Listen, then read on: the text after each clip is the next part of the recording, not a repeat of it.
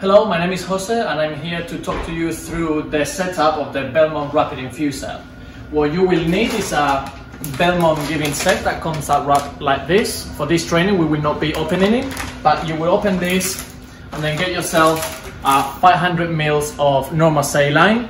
It is very important that it's normal saline, never Hartmann's, because Hartmann's contains calcium that will interact with the citrate in the blood, in the back of blood, so that will stop the anticoagulation from the back. So always please use normal saline. Then this is what the giving set looks once you open it. As you can see, there is two types of lines, one blue, one red, and a circle. We will always set up the machine when it's off. So you get the hand here to release the hand to open it, and then as you could see, there is a blue line, a red line. This is the centrifuge where the blood spins around and is the heating unit. This is what produces the peristaltic movements in order to suction the blood and be able to drain it fast. And this is an infrared sensor that will detect any bubbles. If any bubbles were to be detected here, you can see that there's two lines here. This inlet would lock the output way, and the air would be drained through here right to the top to guarantee that no air bubbles are administered to the patient.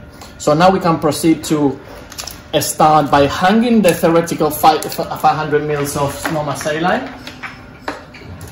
The chamber would be in this arm here, and then we will proceed on the arrow. The blue arrow would point here. This is the good thing about this giving set, is that it can only be input in one way. If it's wrongly set up, it will not allow you to close it.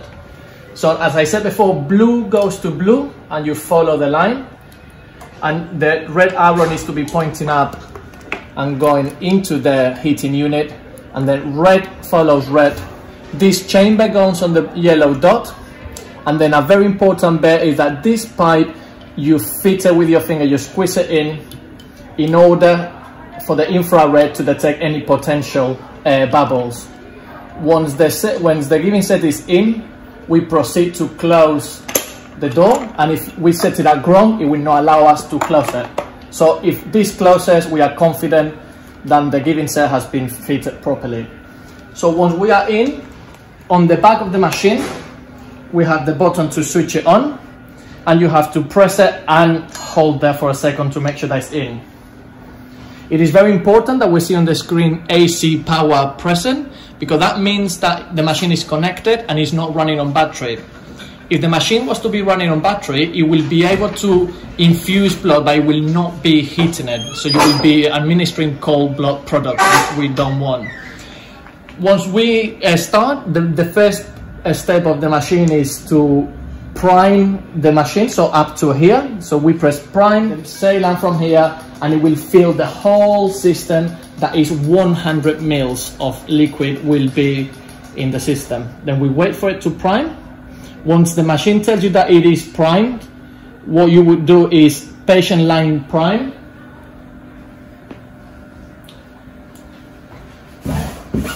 And what we want to do is make sure that we prime the line to a point that we are confident that there is not any single air bubbles in this outer pipe, and press stop. So what this means now, that from the top to the very end of the giving set, the machine is now primed with normal saline. Now what we would do is clamp the normal saline input line, and we will have two free ones. Conventional blood resuscitation would normally consist on one bag of FFPs and one bag of red cells, unless indicated otherwise by the team leader. So you would put one bag of FFP here, one bag of red cells here, and then unclip, and then you will be ready to infuse. So let's imagine that now my bags are connected and I would go for infuse. We have these settings here.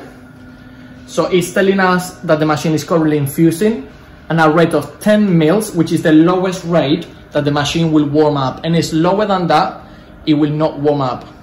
Then you have the total volume that we have so far infused, the temperature at which the blood is being infused, and the pressure that the machine is detecting.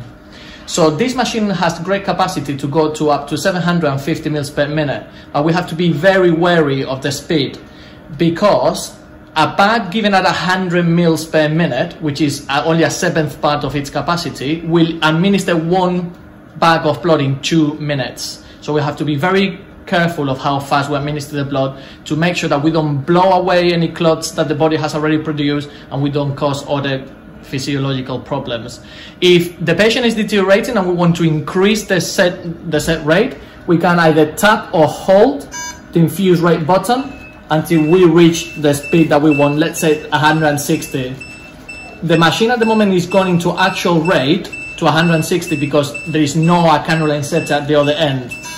If the machine was to detect any high pressure because you are only giving it through a green peripheral cannula, then the machine will detect the higher pressure, therefore will not allow the actual rate to match the set rate because the machine will always want to preserve the integrity of the vessel.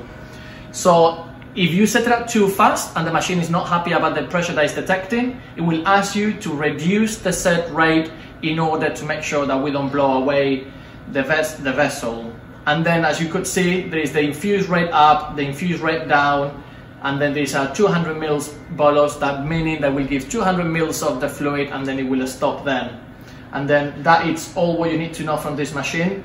Only to remind you that you can only use FFPs and red cells because platelets will denaturalize due to the high temperature and the speed in which this machine administers the bloods.